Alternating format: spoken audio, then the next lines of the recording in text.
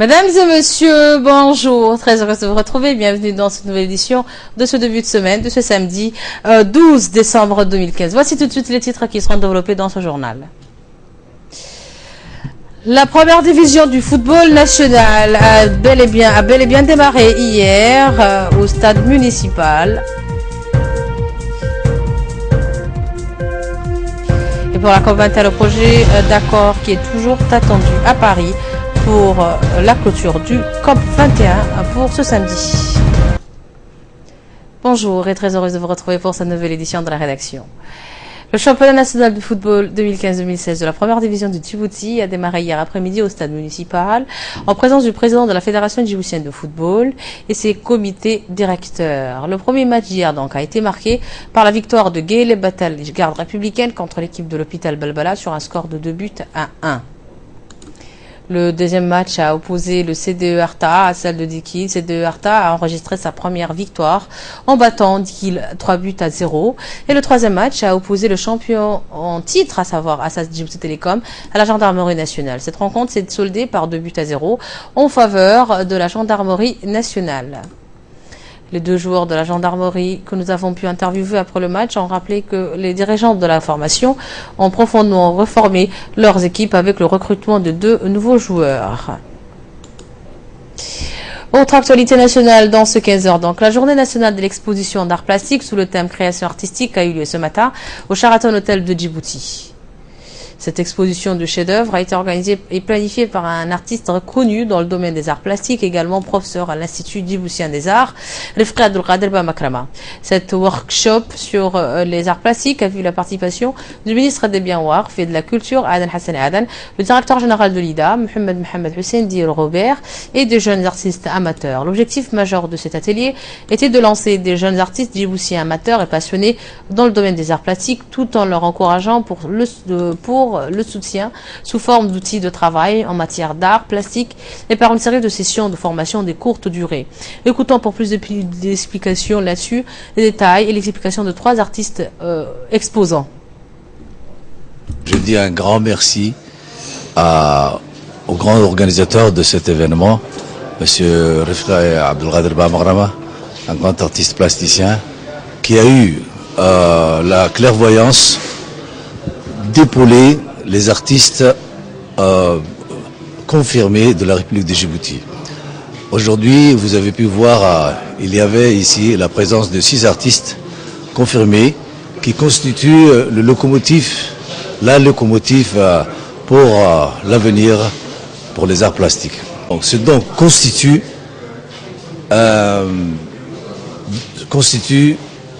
une opportunité sublime pour qu'ils puissent s'exprimer le plus parfaitement possible. Cette séance d'aujourd'hui, c'est le lancement d'un workshop pour aider les artistes plasticiens djiboutiens à mieux produire plus et améliorer leurs capacités. Donc aujourd'hui, ces artistes ont reçu 7 dons en matériel technique et en peinture, que ce soit en peinture à l'huile ou que ce soit en peinture acrylique. Sous l'égide du secrétariat d'État à la jeunesse et au sport, l'association d'Al-Hutaba a organisé ce week-end une action communautaire autour et au sein de la cité Al-Hiba. Le secrétaire général au secrétariat d'État à la jeunesse et au sport, Wahib Hamadou, et les responsables du quartier ont pris part à cette journée. Toutes les bonnes volontés ont prêté main forte pour que cette journée soit un succès. Ainsi, en dehors des sponsors, la préfecture, la société civile, les bénévoles ainsi qu'une association du quartier 7 ont participé à cette journée haute en couleurs et a vu la participation de plusieurs personnalités. Par la suite, la jeunesse d'Al-Hiba a décidé de s'organiser suite à cette initiative d'Al-Hutaba et de prendre en main la destinée de leur cité. Cette journée intitulée Al-Hiba propre et verte avait pour but de sensibiliser la jeunesse d'Al-Hiba de l'importance de la propreté.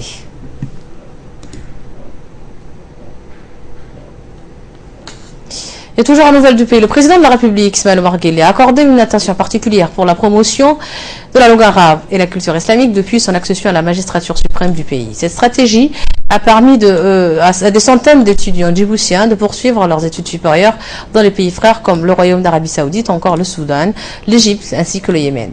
Plusieurs intellectuels arabophones ont rejoint comme fonctionnaires les institutions publiques et privées, à l'instar des francophones djiboutiens. À cet égard, l'un des intellectuels arabophones nous a exprimé sa satisfaction des efforts indéfectibles entrepris par le chef de l'État en faveur de la langue et la culture arabe à Djibouti.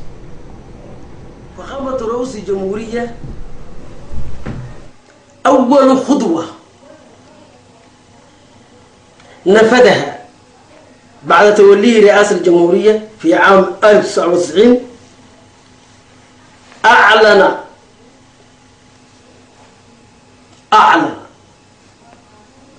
أن اللغة العربية من اليوم فساعدا شأن من شؤون الدولة وشأن من شؤون وزارة التعليم. L'intellectuel djiboutien a rappelé les grandes réalisations menées par le président de la République, son Excellence Ismaël Omar Guelleh, durant la dernière décennie, comme la réglementation des certificats arabes à tous les niveaux, ainsi que la création du ministère des Affaires musulmanes, de la culture et des biens Warf, le Haut Conseil islamique ou encore la fondation du Diwan al-Zakat. Il a affirmé entre autres que les jeunes arabophones reconnaissent bien les efforts du chef de l'État pour renforcer la présence de la langue arabe et la culture arabe au cours de ces dernières années à Djibouti. L'association Ubouki a organisé une cérémonie de distribution des couvertures et des machines à coudre au profit des femmes les plus vulnérables de la région d'Obok, en collaboration avec l'ONG LIA International. La cérémonie fut présidée par la présidente de l'association, Hasna Ali Mohamed, en présence du préfet d'Obok, Hassan Dabale, de la députée de la région, Hasna Humaye, ainsi que les représentants de l'ONG LIA International à Djibouti. La cérémonie a également vu la participation de plusieurs responsables locaux, des chefs coutumiers, des représentants des associations féminines ou encore des jeunes, ainsi que des officiels et organismes internationaux intervenant dans la région de Bok.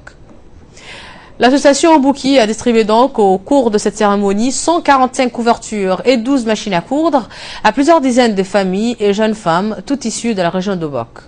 Dans leur intervention respective, Mme Hasna Ali Mohamed et le représentant de l'ONG LIA ont mis en relief l'importance de ce projet qui va permettre sans nul doute à plusieurs dizaines de familles vulnérables de faire face au froid qui s'abat sur les pays. Je suis le représentant de l'IA International. Cette période, en outre, une dizaine de jeunes filles déscolarisées devraient profiter pleinement de ces machines à coudre.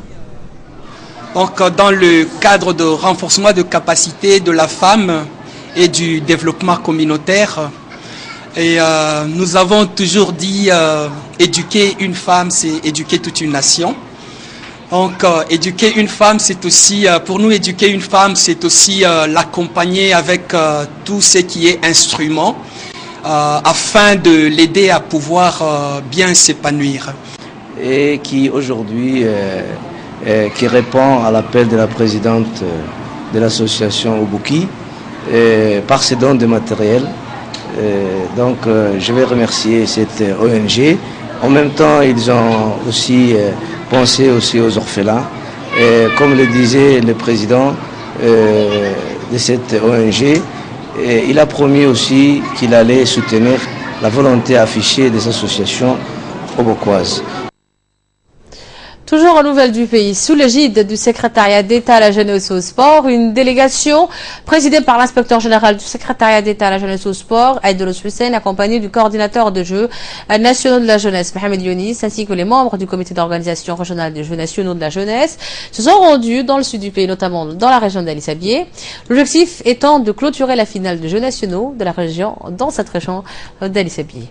À cet effet, la localité de Goubeto, finaliste des localités de la région, a fait le déplacement au chef-lieu pour affronter au final l'équipe gagnante de la ville d'Ali Sabié, finaliste des Jeux nationaux au centre sportif de haut niveau de la région d'Ali Sabié. Sous les auspices des spectateurs venus, de ceux qui sont déplacés afin de supporter leurs équipes respectives sous un climat de fair play. L'équipe finaliste de la ville d'Ali Sabié, elle celle de la localité de Goubato. À noter que l'équipe de la ville d'Ali Sabié a gagné avec un score de 4-0. Désormais, l'équipe gagnante de cette ville d'Ali Sabié représentera la région d'Ali Sabié. Enfin, les équipes ont transmis leurs remerciements au secrétariat d'État à la jeunesse et au sport de son goût au développement et la promotion des disciplines sportives afin qu'elles soient, ont-ils dit, décentralisées au niveau de régions et des localités. Les félicitations vont à l'encontre également du comité d'organisation pour la bonne organisation de cette première édition des Jeux nationaux de la jeunesse djiboutienne. Et toujours dans cette page sport de notre journal, la fédération Kung Fu Wushu a clôturé sa tournée de démonstration dans les régions avec une dernière représentation au complexe de Bok. Plus de 80 jeunes de Obokwa ainsi que 20 adeptes de Kung Fu de Djibouti-Ville ont participé à cette séance de démonstration animée par le président de la fédération et professeur Mohamed Ali Omar dit Mao, ceinture noire, 7e dame. Cette tournée a pour but de détecter les jeunes adeptes de ces disciplines qui vont participer à une compétition nationale le 15 avril de l'année prochaine, Inch'Allah. La Fédération djiboutienne de Kung Fu Wushu compte par ailleurs inviter Addis Abeba Wushu Instruction, association qui va présenter une démonstration internationale de Kung Fu Wushu au Stade Goulet qui va débuter le 17 décembre prochain et qui va donc se clôturer avec la remise au 20 décembre des trophées. La Fédération djiboutienne de Kung Fu Wushu a par ailleurs invité John Kin, un expert international chinois de Wushu qui viendra bientôt à Djibouti entre le 14 et le 15 mars 2016. Actualité à l'étranger maintenant. Les négociateurs de la COP21 ont fini par rendre leur copie cette nuit à Paris. Un projet d'accord sera présenté aujourd'hui en fin de matinée aux délégués de 195 pays de la conférence sur le climat. Plus d'explications dans ce commentaire.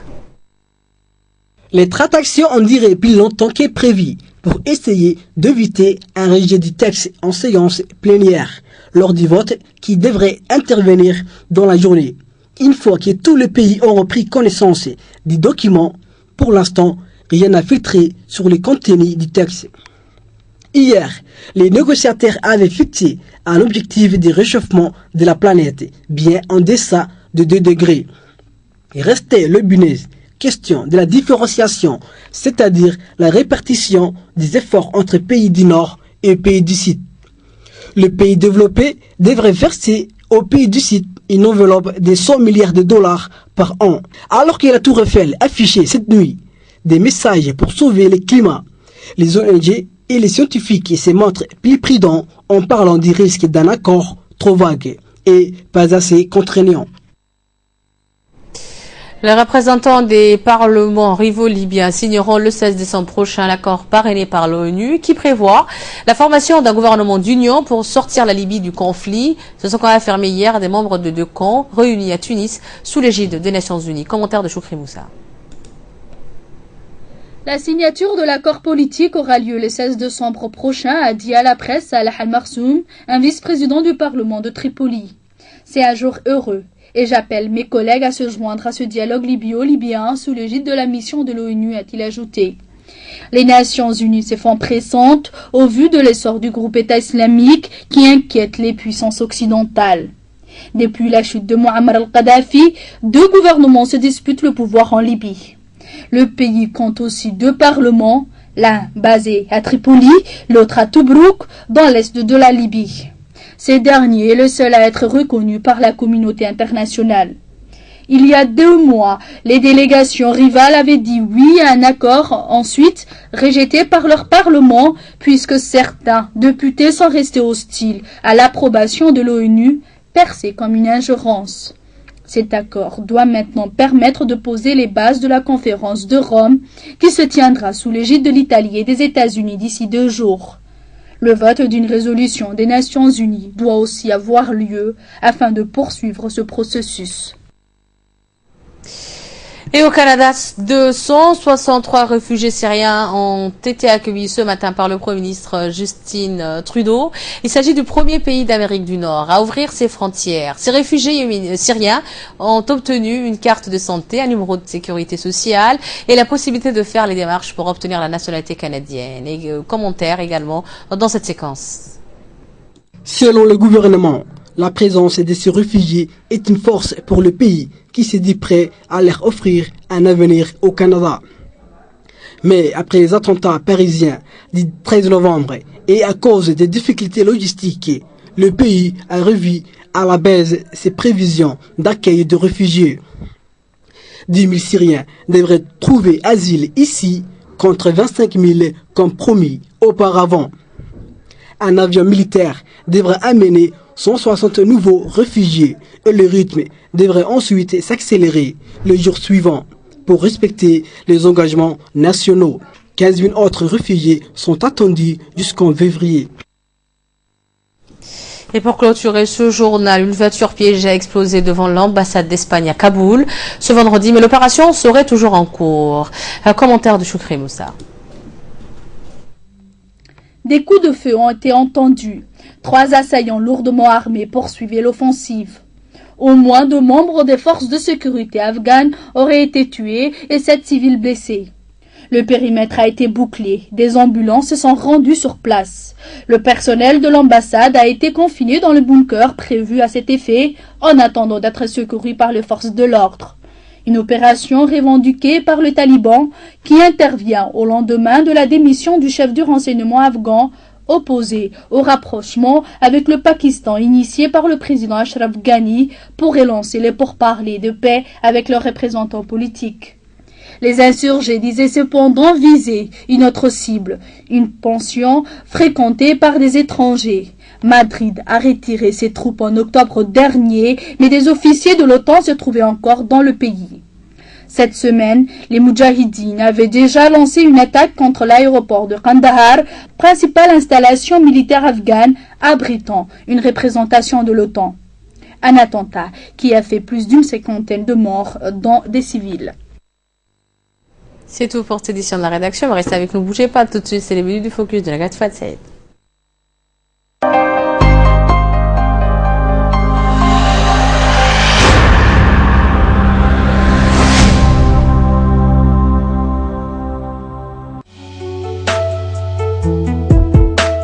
Une équipe technique et commerciale de la TNT passera dans les différentes régions de l'intérieur, dans le but d'équiper les habitants en TNT.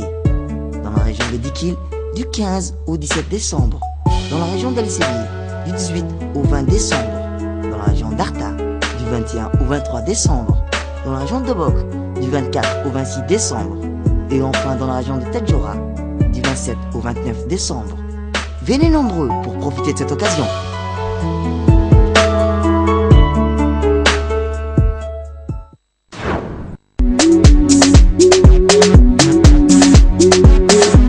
Samex Trading offers you the new TVS Wigo 110cc motorbike. Elegant and fast, it has all the qualities you have ever dreamed of. TVS Wigo motorbike is available in various colors: red, black, grey, white, among others, and across all our Samex stores.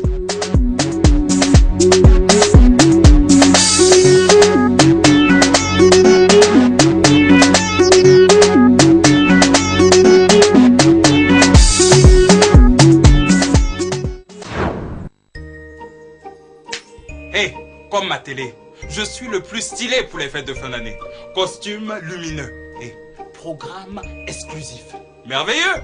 Pendant les fêtes les plus stylées des bouquets Canal+, retrouvez en exclusivité le meilleur du cinéma pour toute la famille. Ça me plaît. Des séries sensationnelles. C'est le buzz assuré. Vraiment? Des émissions inédites. La température est montée de quelques degrés. Mesdames, messieurs, s'il vous plaît, du bruit. Ou encore les plus grands rendez-vous sportifs. Et encore plus stylé. Jusqu'au 31 décembre, le décodeur passe à 5000 francs et la parabole est offerte. Dépêchez-vous.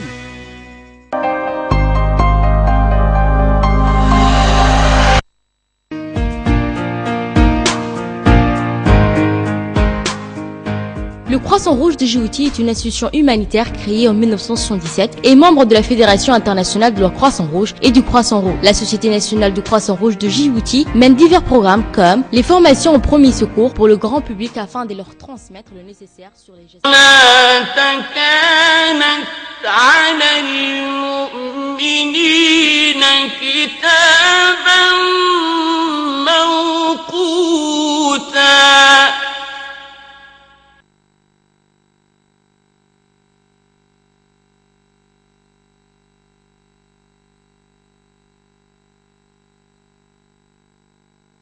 الله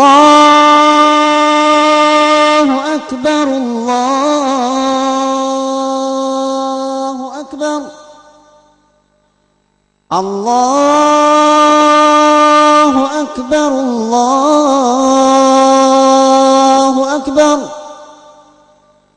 أشهد أن لا إله إلا الله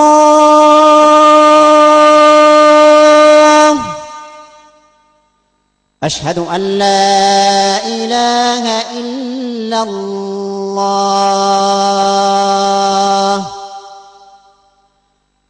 أشهد أن محمدا رسول الله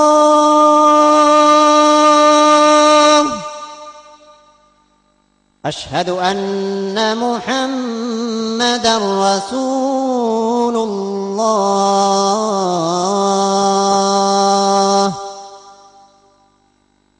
حي على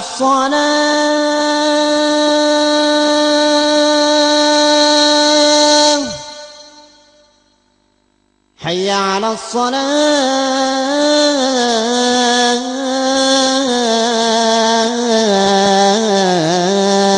الصلاة حي على الفلاح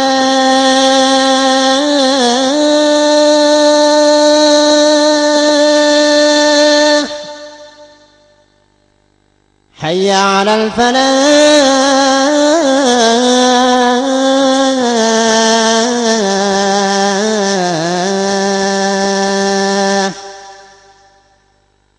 الله أكبر الله أكبر لا إله إلا الله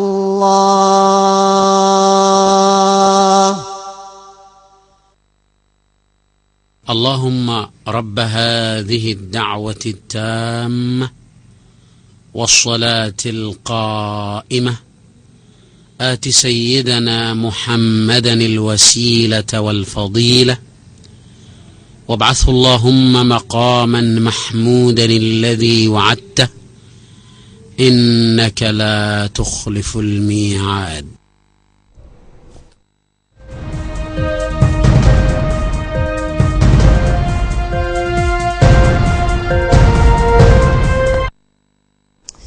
Nous revoilà ensemble pour ce focus. Nagat Fouad Sirid m'a rejoint sur ce plateau. Bonjour Nagat, bienvenue sur le plateau. Et nous allons parler, bien sûr, nous allons démarrer ce focus avec l'accord contraignant de la COP21. Voilà. Eh bien, un projet d'accord final a été en fait établi juridiquement contraignant, a été en fait présenté aujourd'hui même par le président de la COP21, Laurent Fabius, aux délégations de 195 pays participants. Donc le projet doit encore être adopté pour que l'accord soit entériné. Donc la présidence française a dévoilé aujourd'hui le texte d'accord final sur la lutte contre le réchauffement climatique aux délégations des 195 pays participant à la conférence de Paris sur le climat. Donc, mais pour véritablement devenir un accord, le texte devra être formellement adopté par la COP21 réunie en séance plénière. Pour ce faire, il suffira qu'aucun des délégations présentes au projet n'élève aucune objection. Donc il conclurait alors un cycle de négociations engagé en 2011 à la conférence d'Urban COP17 en Afrique du Sud. Pour qu'il y ait un accord, il faut qu'il soit adopté, précise de son côté les Français. La délégation française qui participe à cette COP21. Voilà. Et nous allons parler santé maintenant. Voilà. Négad. De la page santé, nous allons parler aujourd'hui de la paralysie qui est très fréquent à Djibouti à cause de la fénicité des Djiboutiens qui ne font pas de sport. Voilà. Donc pour un mot de prudence, donc la paralysie est une perte de motricité d'un ou plusieurs muscles. Donc elle peut être partielle ou totale et concerner n'importe quel muscle. Donc que ce soit au niveau d'un membre du visage ou d'une petite zone du corps ou de toute la partie. Donc la paralysie est due à des lésions des nerfs ou des muscles. Elle peut être d'origine centrale, c'est-à-dire lésions des cerveaux ou de moelle épinière, ou périphérique, donc elle peut être définie ou réversible. Donc, quelles sont les causes, Choukri, de la paralysie? Donc, la paralysie peut avoir de nombreuses causes, parmi lesquelles les lésions ou sections des nerfs ou de la moelle épinière suite à un accident. Donc, lésions dues à une tumeur ou maladie de neuromusculaire, donc d'origine génétique ou une maladie infectieuse comme la poliomyélite. Donc, accident vasculaire également cérébral peut être la cause d'une paralysie. Donc,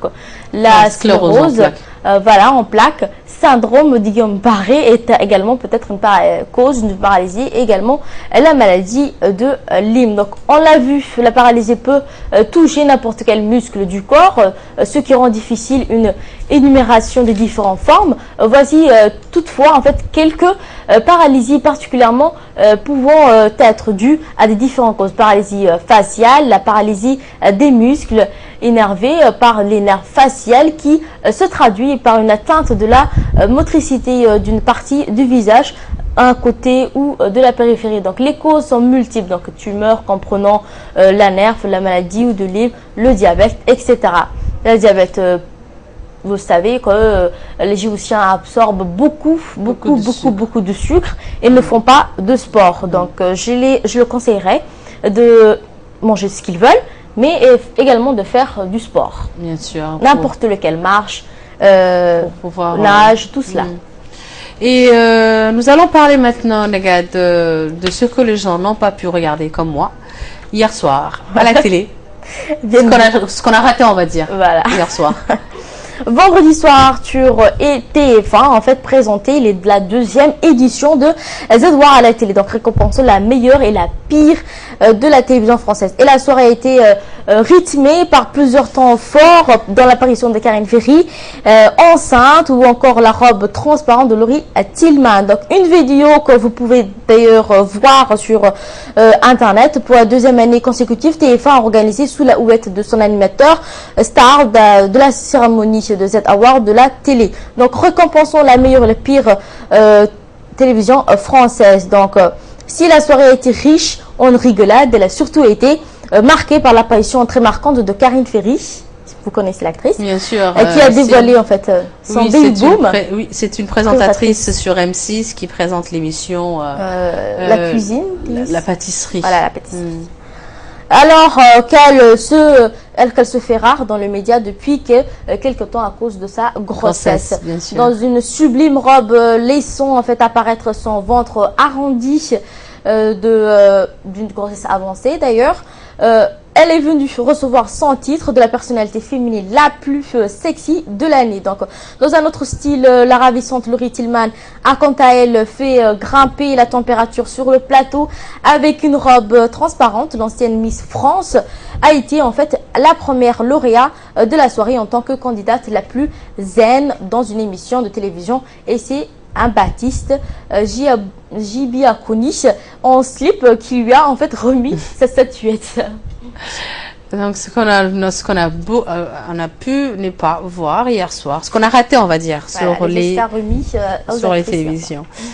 Et merci Nagad pour ces précisions. Je te retrouve demain pour un nouveau focus bien sûr, beaucoup plus détaillé. Merci également à vous de nous avoir suivis. Je remercie au passage toutes les équipes techniques et rédactionnelles qui ont réalisé ce bulletin d'information. Je vous retrouve demain à partir de 11h dans la matinée sur le même plateau Inch'Allah. Ce soir vous avez rendez-vous avec une nouvelle édition à Somaker et Ali Abdullahi. Bye bye.